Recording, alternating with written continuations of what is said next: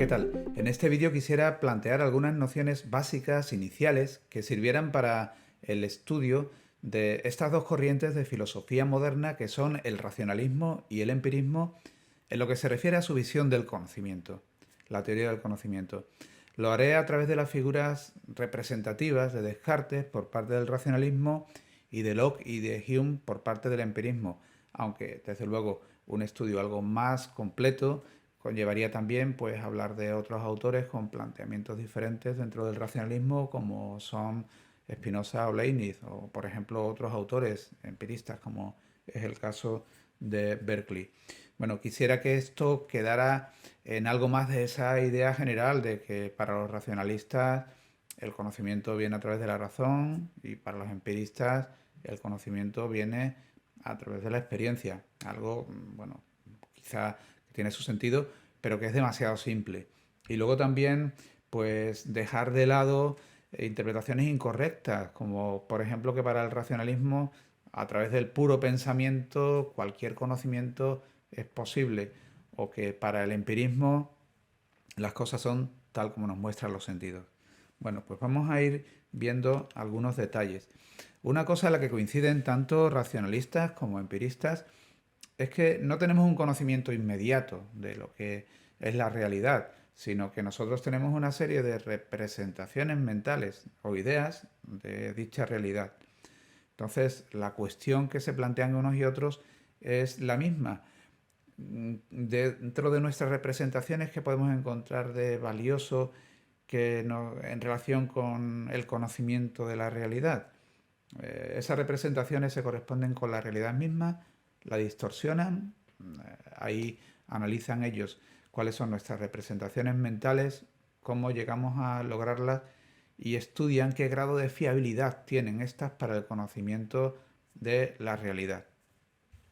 Bueno, pues vamos a empezar con el racionalismo, con Descartes, viendo el análisis que él hace de los contenidos de nuestra conciencia, o cuáles son las ideas que él encuentra en la conciencia, cuáles son los tipos de ideas.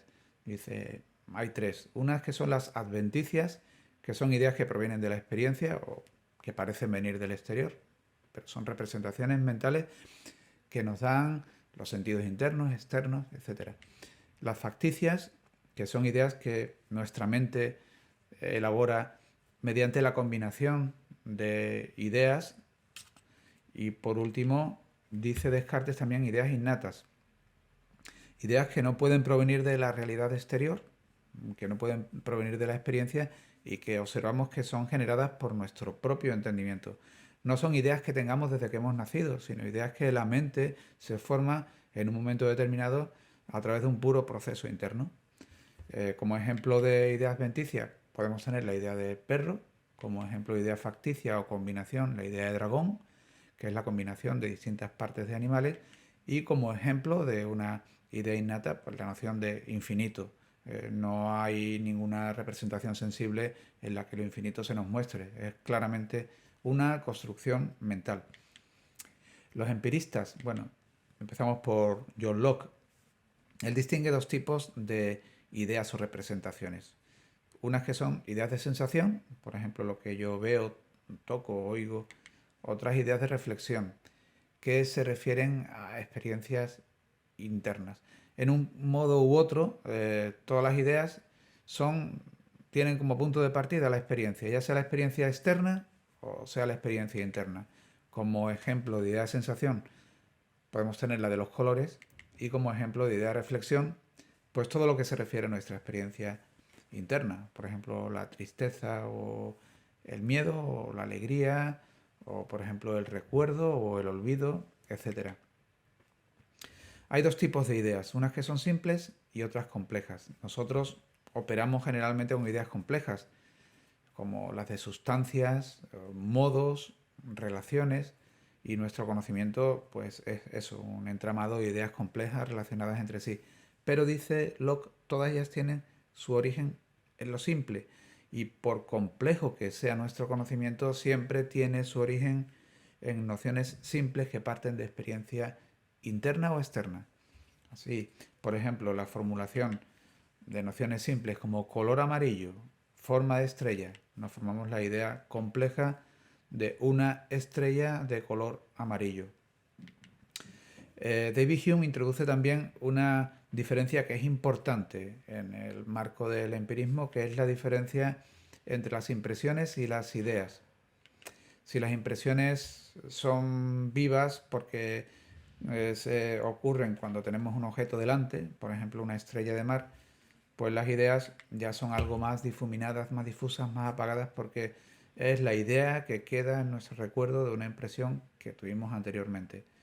La clave aquí en todo caso está en ver cómo para David Hume toda idea o representación mental tiene su origen en una impresión previa. O sea, todo lo que hay en nuestra mente tiene su origen en la experiencia.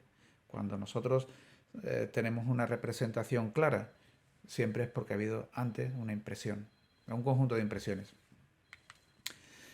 Hace la diferencia también entre lo simple y lo complejo. Al igual que en el caso de Hume, todas nuestras ideas complejas tienen su origen en nociones simples que provienen de la experiencia y en última instancia de impresiones.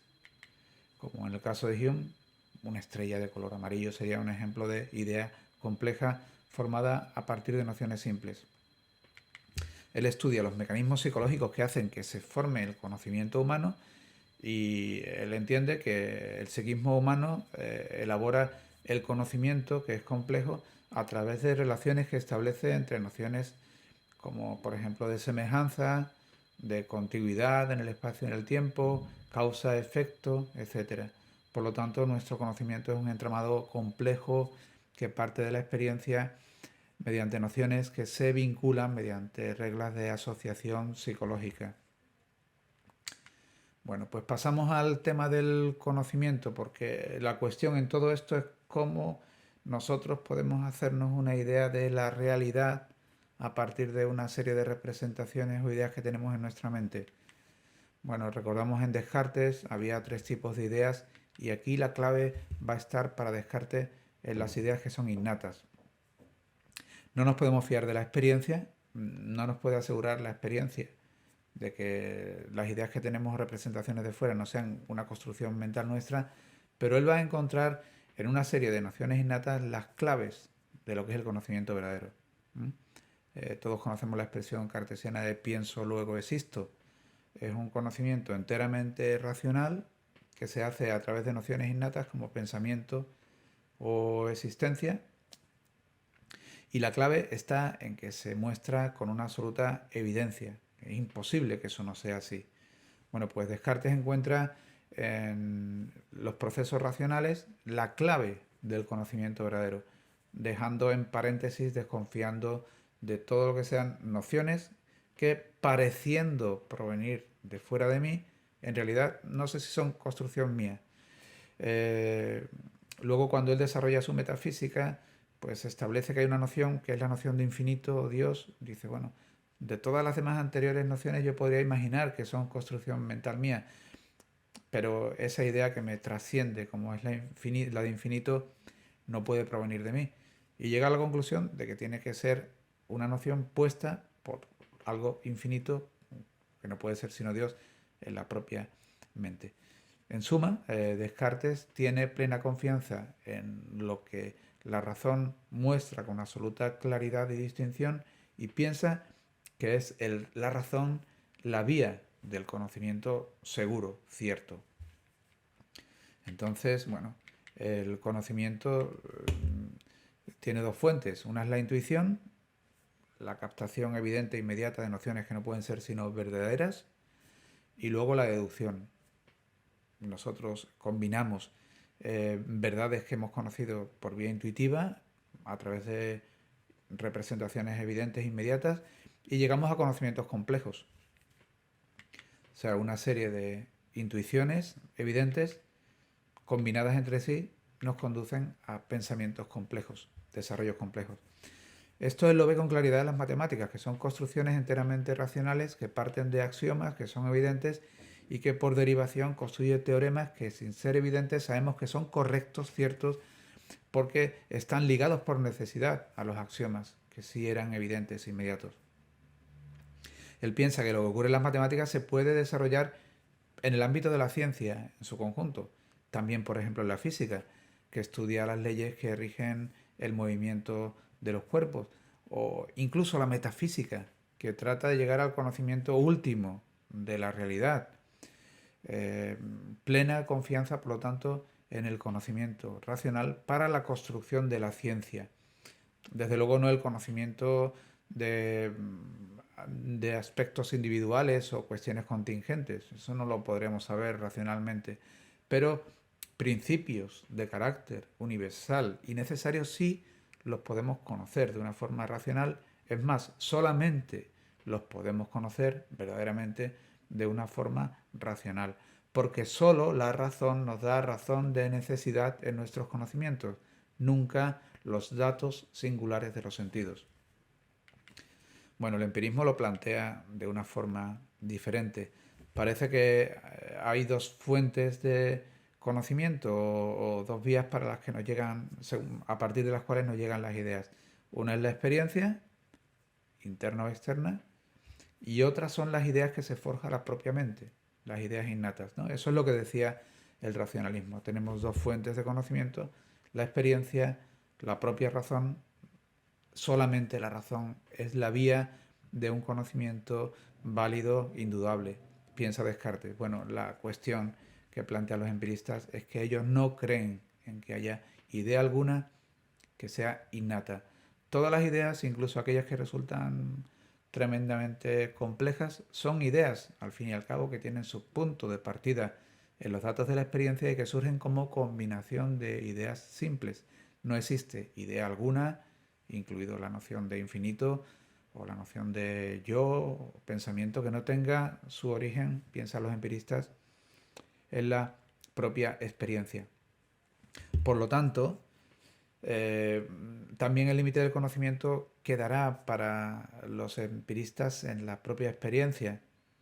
Y bueno, ¿qué podemos extraer de la experiencia en relación con la realidad como conocimiento verdadero? Aquí va a haber posiciones distintas por parte de Locke y por parte de Hume. Una de las diferencias que establece Locke en la experiencia sensible es la que hay entre las cualidades primarias y las cualidades secundarias. Por ejemplo, nosotros contemplamos una hoja de arce y aquí pues tenemos una serie de cualidades de distinta índole. Pues tenemos una forma, un tamaño, también un color, una textura al tacto, nos parece más o menos suave. Si nos la acercamos también podemos olerla. Aquí hay una serie de cualidades que son primarias y otras secundarias. Sería primaria la forma, el tamaño, pero serían secundarias otras cualidades como son, por ejemplo, el color, la sensación que nosotros nos da, el olor, etc.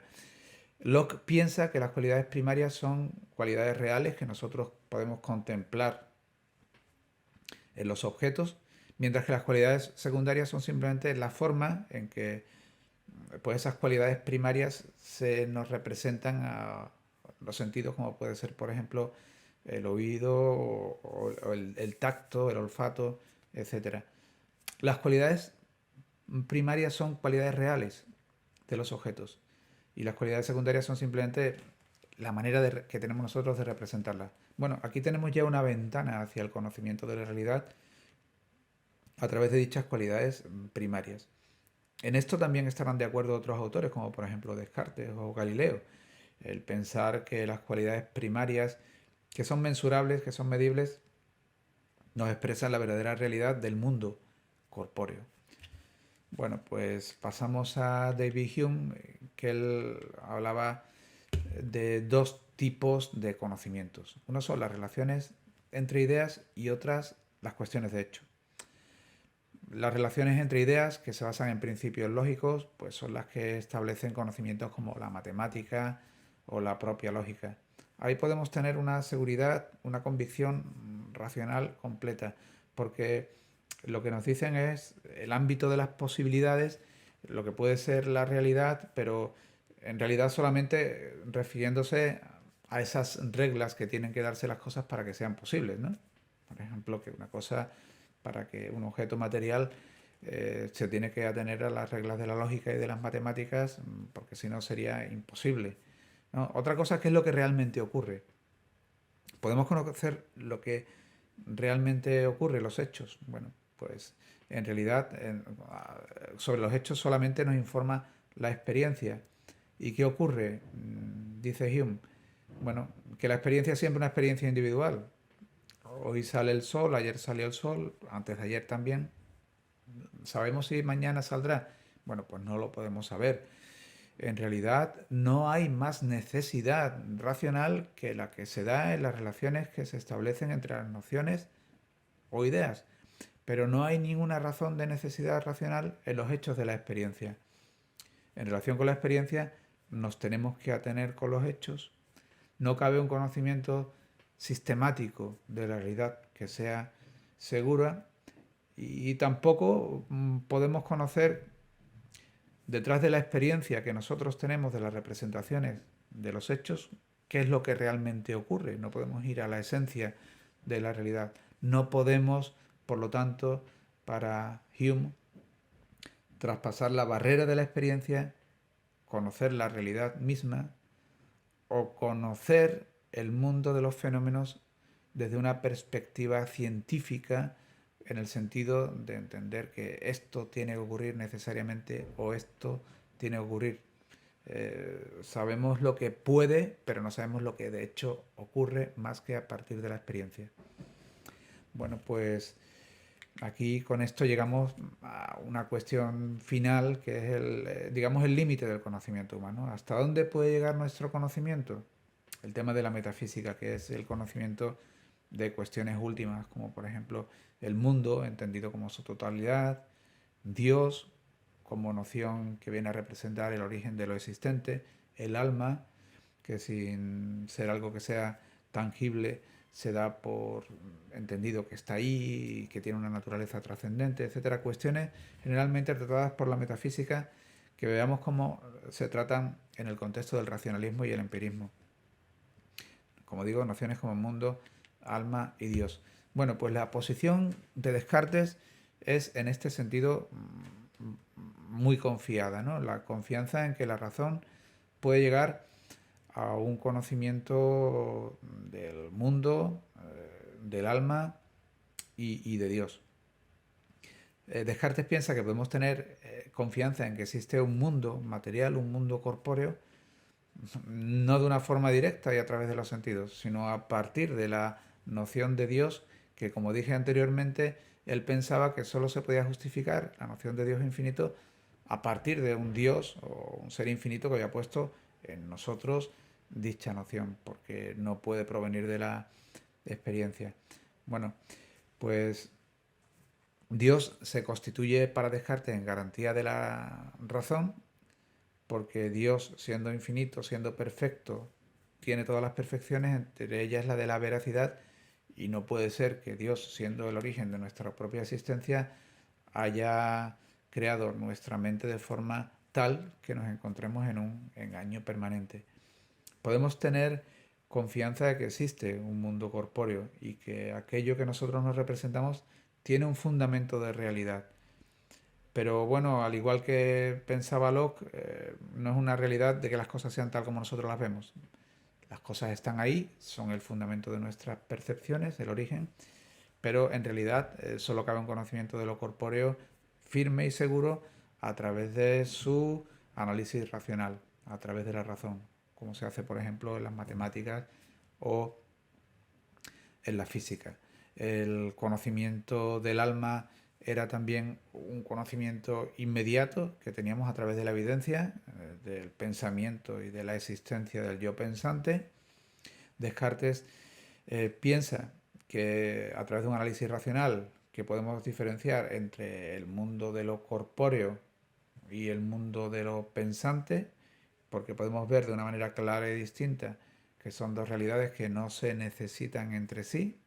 Entonces, por un lado existe el mundo físico, existe mi cuerpo, por otro lado existe la realidad interior del pensamiento y el yo, el alma, y bueno, y a través de un análisis racional, pues entiende eso, que Nuestra alma es una realidad de carácter inmaterial, por lo tanto tampoco le corresponde la corrupción, la muerte, etcétera.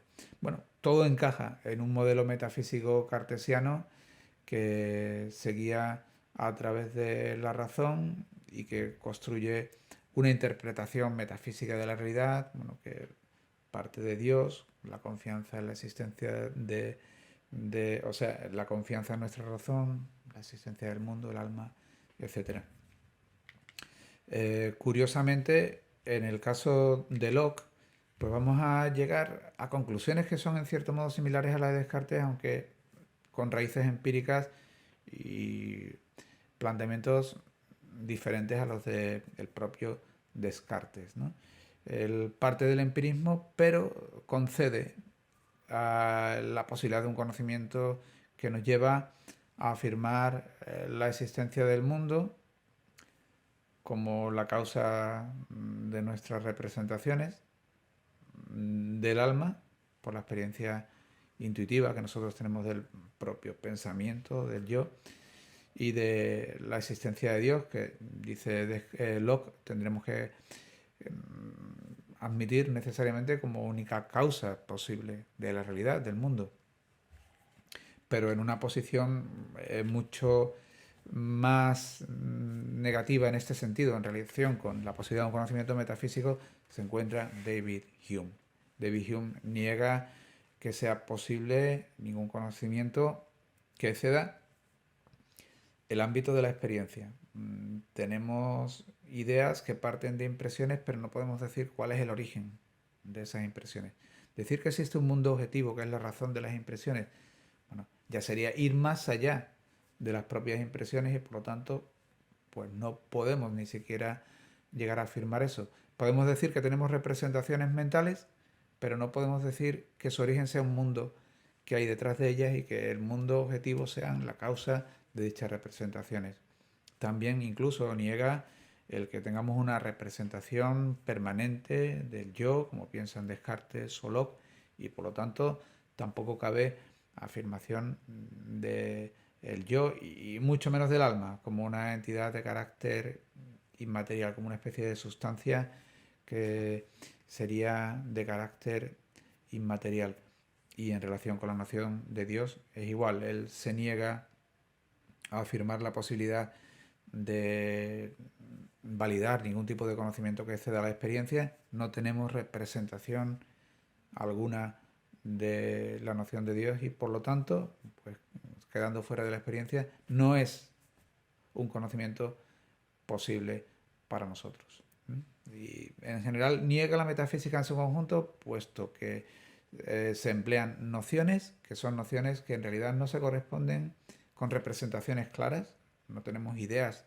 Las nociones que emplea la metafísica no se basan en representaciones porque no hay ninguna impresión de fondo, son ideas confusas, etéreas, que en realidad pretenden un conocimiento imposible, que no se pueda lograr. Bueno, pues esto es todo en relación con estas cuestiones iniciales para el estudio del racionalismo y el empirismo y espero que sirva de ayuda, de guía para un conocimiento, como decía, algo más complejo, que simplemente todo proviene de la razón, todo proviene de la experiencia y que también deje de lado pues esas interpretaciones erróneas, comunes sobre ambos movimientos.